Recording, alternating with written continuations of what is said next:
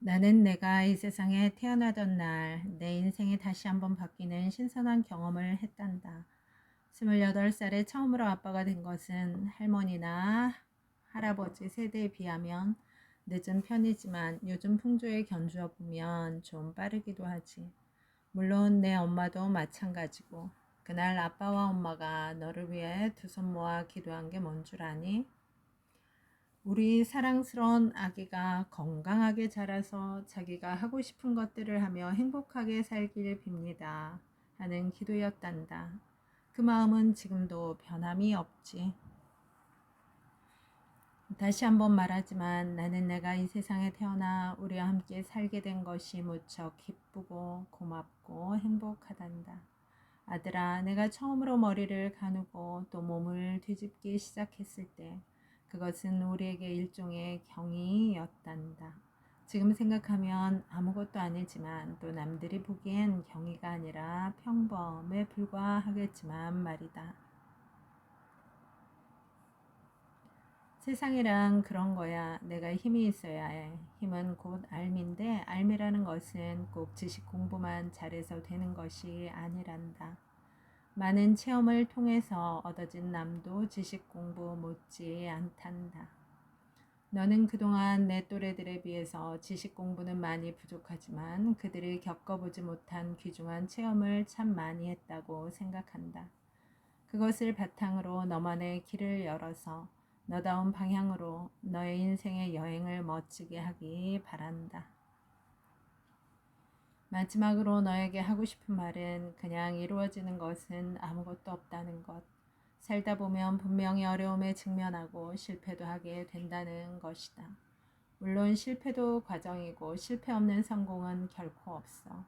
그러나 실패했다고 주저앉으면 아무것도 할 수 없어. 실패를 스승으로 생각하며 성공할 수 있어야 한단다. 그걸 꼭 기억하기 바란다, 아들. 기숙사 생활과 학교 생활을 잘했다. 자유로운 분위기 속에서 너 자신을 차분히 들여다볼 시간도 많았을 줄 믿는다. 그래, 우리는 늘 너를 믿어왔고 앞으로도 잘해 나갈 것이라 믿는다. 물론 내가 실수를 할 때도 있을 것이고 우리 마음에 안 들 때도 있겠지만 두려워하지 말기 바란다. 오히려 실수나 시행착오가 너를 더욱 성숙하게 만들어주는 계기가 될 테니까. 그래서 좋은 일은 좋은 대로, 나쁜 일은 나쁜 일대로 배우고 느끼며 한 걸음씩 더 나아가는 발판으로 삼으면 된단다. 지리산 자락의 대안학교에서 그렇게 너는 잘 자란 것 같아. 아무래도 헌신적인 선생님 덕이 가장 크겠지. 그렇게 훌쩍 3년이 지나고 내가 졸업을 하던 날이 기억나는구나. 다른 동기들과 무대 위에 서서 한 명씩 돌아가며 지난 3년을 회고하는데 내가 뭐라 했는지 기억나니? 이 학교에서 자유롭게 자랄 수 있도록 길을 내어주신 부모님께 감사드려요. 넓은 세상이 너의 학교란다. 무게 3.3kg, 길이 33cm. 무슨 숫자냐고? 바로 내가 태어났을 때 너의 몸무게와 너의 몸 길이란다. 17년 전이었지. 유난히도 더웠던 그해 여름. 너는 세상에 나오자마자 까만 얼굴로 한쪽 눈만 뜨고는 앙앙앙앙앙 그렇게 5번을 울었단다. 그것이 너와 나의 세상 밖에서의 첫 만남이었어. 우리의 만남을 연 너의 울음소리는 세상을 향해 너의 존재를 구하는 일이었겠고 좁은 터널을 빠져나오느라 고생한 것에 대한 안도의 한숨이었는지도 몰라. 탯줄이 아닌 그 입으로 무언가를 직접 먹어야 하는 것을 고하는 의식이 아니었나 싶기도 하다. 내가 백두대간 학교에서 온몸으로 부딪히고 온마음으로 느낀 그 시간들은 내게 참으로 소중하고 많은 힘이 되리라 믿는다. 내가 처음 백두대간을 함께 하자고 했을 때 너는 별 생각이 없이 그러겠다고 했었지. 잘 몰랐으니까 그랬겠지. 며칠을 곰곰이 생각한 후에 이게 아니다 싶었던지 내가 다시 가고 싶지 않다고 했을 때는 이미 늦어버렸지. 내가 벌써 일을 진행하고 있어서 너는 울며 겨자 먹기로 따라 나서야 했는데 잔뜩 불만이었었더랬지. 왜 아니겠니? 어느 날 갑자기 상상도 못해본 무거운 짐을 메고 끝없이 산길을 오르내려야 했으니 말이다. 그렇게 우리는 단 둘이서 2달 가까이 걸었다. 가도 가도 끝이 없는 길과 수도 없는 오르막과 내리막 산들이 원망스럽기도 했지. 너무나 힘겨워서 산이 자꾸만 뒤로 물러나거나 늘어나는 게 아닌가 하는 의심이 들 때도 있었고 돌투성이의 길이 무척이나 지겹기도 했어. 또 수직의 암벽에 매달려서 오도 가도 못하고 벌벌 떨기도 했었지. 길을 잘못 들어서 엄청난 잡목숲에 갇힌 적도 있었고 심한 태풍 속에 산행을 강행했다가 감기가 걸리기도 하고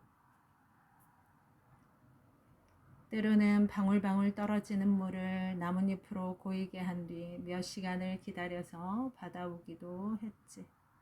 그러면 정말이지 밥이고 뭐고 다 생략하고 그만 텐트 치고 들어가 눕고 싶을 뿐이었어. 하루는 너무 힘들어서 옷을 갈아입지 않고 잤다가 그 다음 날부터 얼마나 고생을 했니. 너는 온몸에 땀띠가 나서 배낭을 못 맬 지경이었지. 어느 때는 능선상에 물 구할 곳이 없다는 말에 물을 이틀치나 지고 가야 했고 세수는 고사하고 마실 물조차 아껴야 했기에 갈증으로 몸이 비틀릴 지경이 되기도 했지. 그러면서 우리는 물의 소중함을 새삼 알았잖아. 물이 없으면 절대 살 수 없다는 것. 그렇지만 실은 물이 그렇게 많이 필요하지 않다는 것도 함께 알았어. 각자 3리터의 물로 이틀을 견디며 평소 우리가 물을 지나치게 많이 쓰고 산다는 것을 알았지. 물 3리터는 집에서라면 아마 세수만 해도 부족한 양이었을 거야. 그렇게 우리는 물을 찾아야 했고 받아야 했고 지고 다녀야 했기 때문에 한 방울도 낭비할 수 없었고 또 얼마만큼 아낄 수 있는지도 알아갔지. 아들아, 내가 걸어가는 인생의 길에서 아빠와 엄마가 굳이 바라는 게 있다면 2가지 정도란다. 하나는 실수를 두려워하지 말라는 것이다. 누구나 시행착오를 겪으면서 좀 더 나아지는 법이니 처음부터 완벽하려고 애쓰지 말기 바란다. 조금씩 좋아지는 과정 속에 기쁨이 있는 것 아니겠니? 지금까지 너는 큰 좌절을 경험하지 않고 비교적 행복하게 살아왔기에 오히려 그것이 너의 약점일 수도 있단다. 혹시라도 어려움이 닥치고 실패하는 경우가 있더라도 그것을 발판 삼아 너 자신을 더욱더 다듬고 성찰할 수 있기를 바란다. 사람이 아름다운 것은 약점이 없을 정도로 완벽해서가 아니라 약점을 딛고 새로운 모습으로 다시 일어설 수 있기 때문이지.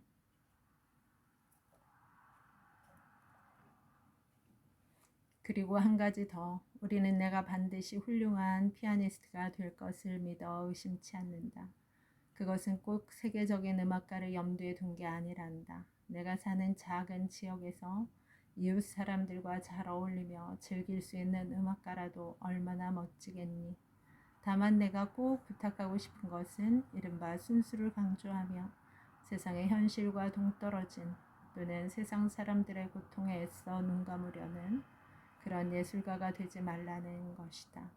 달리 말하면 세상과 부단히 교류하면서 세상 사람들의 고통을 어루만져주고 상처를 치유할 수 있는, 그래서 삶의 기쁨과 희망을 같이 노래할 수 있는 그런 음악가가 되기를 바란다. 물론 이것조차 내 자신이 스스로 느끼고 판단해야 할 일이지만 말이다. 아빠와 엄마가 바라는 것은 음악가로서의 세속적 성공이 아니라 내가 철학 있는 음악가로 성장하는 것이다.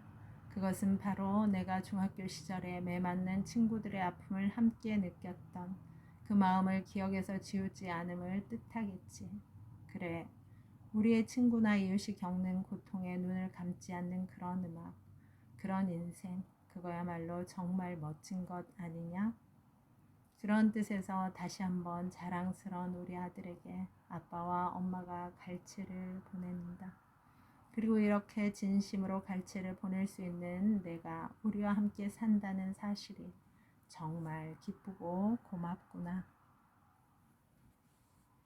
아들아, 어느 시인이 책을 읽지 않는 사람은 스스로 자기 영혼을 갉아먹는 사람이라 했단다. 이 예비는 보이지 않는 사람의 영혼까지 살펴주는 가장 소중한 책은 바로 자연이라고 생각한다. 자연 속에서 욕심을 버리고 스스로 가난하게 살려는 마음이 있어야 부모, 형제와 이웃과 친구들이 눈에 보이지 않겠느냐? 착한 사람은 부자가 될 수 없다는 사실을 초등학생들도 다 알고 있더구나. 자기가 가진 것을 자기보다 더 가난한 형제나 이웃과 나누며 사는 사람은 죽었다가 1000만 번을 다시 태어나도 부자가 될 수 없다는 것이지. 오죽했으면 성경에서 부자가 하늘나라에 들어가는 것은 낙타가 바늘구멍으로 들어가는 것보다 어렵다고 했을까? 아들아, 그럼 우리는 어떻게 살아야 할까? 사람은 공부해서 돈을 많이 벌어 출세하기 위해서 태어난 것이 아닐 것이다. 저마다 하고 싶은 일을 하면서 행복하게 살기 위해 태어났다고 에비는 믿는다. 그래서 에비는 아주 작은 돈으로도 행복하게 살 수 있고 조금이라도 사람과 자연한테 죄를 적게 지으며 살 수 있는 곳이 농촌이라 여겼다. 죄를 적게 지으며 살 수 있는 곳이 눈앞에 있는데 어찌 마음이 설레지 않겠느냐. 무엇보다도 내 손으로 꼭 너희들에게 아름답고 영원한 고향을 만들어주고 싶었다. 나이가 들면 들수록 그저 편하게 살고 싶은 마음이 못난 애비를 가로막을 것 같아 큰맘 먹고 농부가 되었다. 얼마 전에 내 친구들이 모여 영화 보러 가는데 돈이 없어 갈 수 없다는 말을 차마 입 밖에 내지 못하고 이런저런 변명을 둘러다 대고 그냥 집으로 돌아왔다는 말을 들었다. 그 말을 듣고 애비로서 참 미안했다. 이 땅의 어느 애비인들 그런 말을 듣고 미안하지 않겠느냐. 못난 애비를 용서해라. 메마른 이 땅에서 가진 것 없고 내세울 것 없어도 옳은 일에 굶주리며 고집 하나로 살아가는 모든 아버지를 용서해라. 언젠가 내가 아버지가 되었을 때 그때 다시 만나서 오늘 못다한 얘기를 밤새 나누었으면 좋겠구나. 이제 애비 걱정은 하지 마라. 애비는 농부다. 이 세상에서 가장 소중한 게 무엇인지 알고 실천하는 농부다. 농부란 말 그대로 농사 지으며 사는 사람이다. 그리고 농부는 사람들의 오래된 미래고 사람과 자연을 살리는 역사의 주인이다. 농부는 늘 검소하고 부지런하며 꿈이 있고 참 사랑을 알고 참 행복이 무엇인지 알고 실천하는 사람이다. 농부는 땀 흘려 일을 하지만 결과는 하늘에 맡기고 기다릴 줄 아는 사람이다. 그래서 어떠한 처지에서도 고마워할 줄 알고 아무리 어렵고 힘든 일이 있어도 민들레처럼 봄을 노래하는 사람이다. 아무리 적은 열매를 맺어도 절망하지 않고 나눌 줄 아는 사람이다. 아들아, 농부로 사는 일은 외로움을 견디는 일이다. 농부는 스스로 불편하게 살려는 마음이 있어야 한다. 아들에게 보내는 갈채. 여러분, 오늘도 좋은 날입니다. 오늘 하루 잘 살아내느라 수고 많았습니다. 힘내세요. 다음에 또 만나요. 감사합니다.